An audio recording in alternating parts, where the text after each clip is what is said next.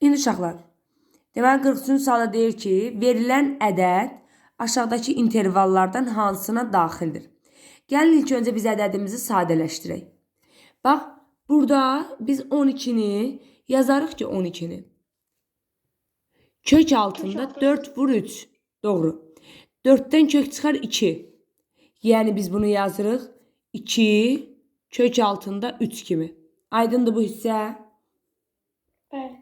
Üstə gəl 3 kök altında 3. Aşağıda yenə 3 kök altında 3.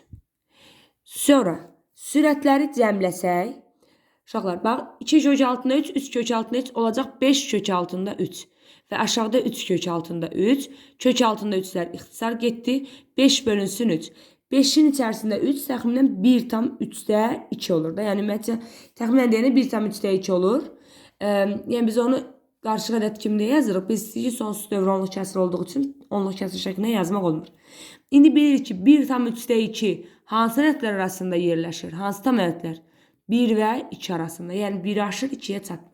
Şimdi başa düşdü. Aydındır. Başa düştüm ben. Aydındır. Ay sağ ol.